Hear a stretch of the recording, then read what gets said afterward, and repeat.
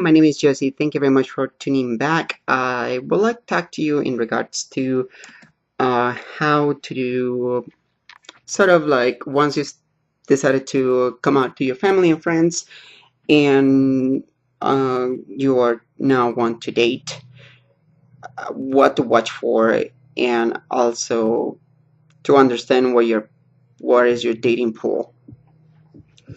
So number one, your dating pool is pretty much going to be made out of people that just want to experiment, unfortunately.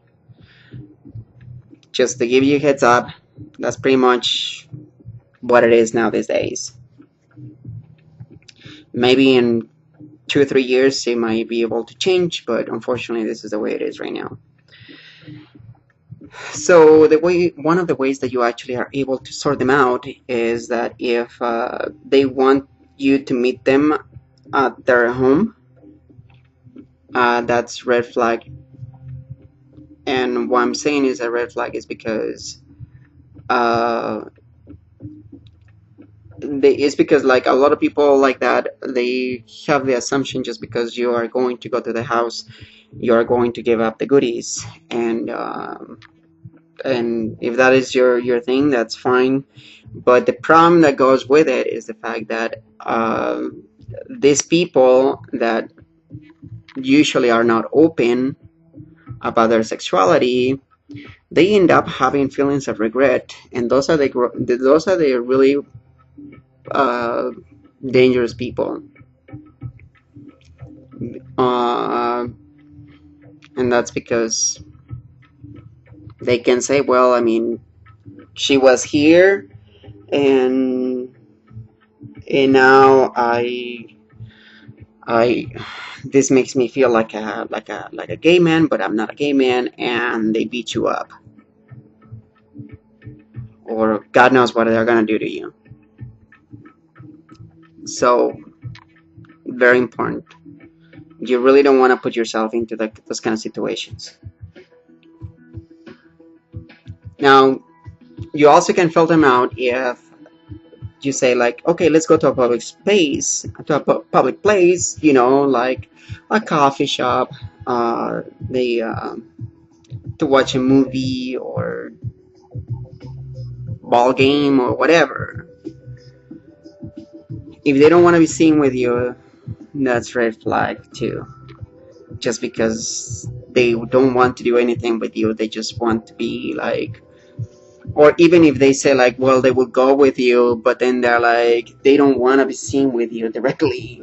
So you're like wait, like you are there and they are here, and so is that even a date?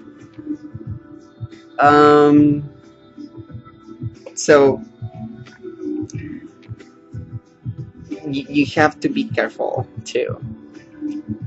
Now, the person, and let's say like you are out there, and then you said like, hey, do you mind if we take a picture to the two of us, so I can put it on my social media, whatever, chat, whatever, and they say like, no, I don't want to. Red flag. Somebody that's really interested in you, they want to be part of your life, and no matter what, even at early stages, they'll be like, oh yeah, hell yeah, let's do this. So I'm not saying that these people do not exist. I'm just saying that they're very rare, and that's the way you filter them out. And so whenever you find a person that it says like, you're like, hey, so should we? So we have been talking. We have been talking for a long time on emails and stuff like that. And the guy is like, "Hey, I actually have been dying to actually like take you out to a restaurant.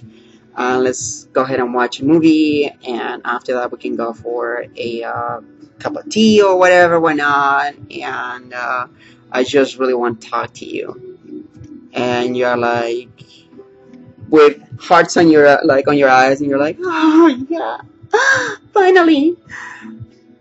And it's like, or better yet, why don't I just come over and so you can meet my friends, so they can meet you because they want to meet you now, and so it will be really great if you're here with us, and so you can see me how I interact with my friends and stuff like that. And you're like, oh my gosh!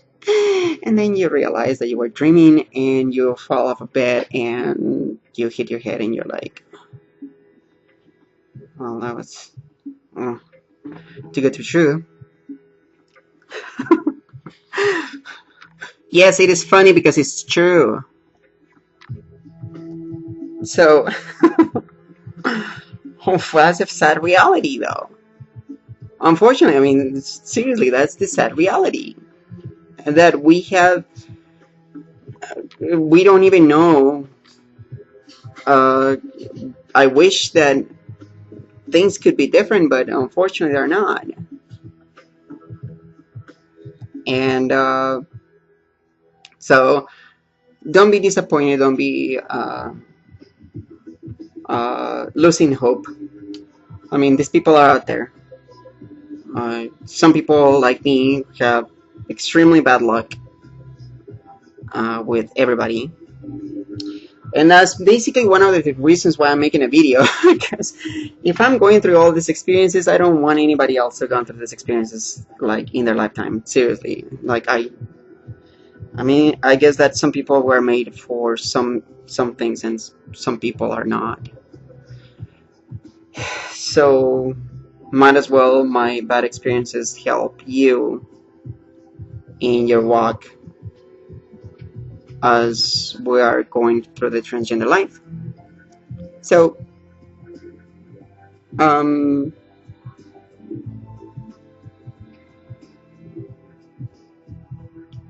your mental health means everything, and your emotional health also is extremely important. That's why that's why I was saying is like, even though there's a lot of girls that are extremely lucky because they have the looks, they're extremely lucky because they have the money to actually make alterations to their bodies and go to cab operations, stuff like that, and then you still see them feeling inadequate. But it's not because they don't pass. It's not that. It's because the confidence is not there. And for example, some people like me, like I have the confidence. I really don't care that much about pretty much anything. And then yet again, I do have the. Then I just has been over a year since I've been with anybody. Really bad luck there too. So just be careful. I don't want you to be another statistics out there. I'm able to handle myself. I'm not saying that you're not, but I'm not afraid of punches. I'm not afraid of getting hurt. Actually, I'm not afraid of getting stabbed or even shot. Because if the person that actually does that to me, like, they better do it, and they better do it right. Otherwise, it's gonna be them. So, whenever you do whatever you do it with a smile, and with a sincere smile, and hopefully you will be able to attract the right person to your life.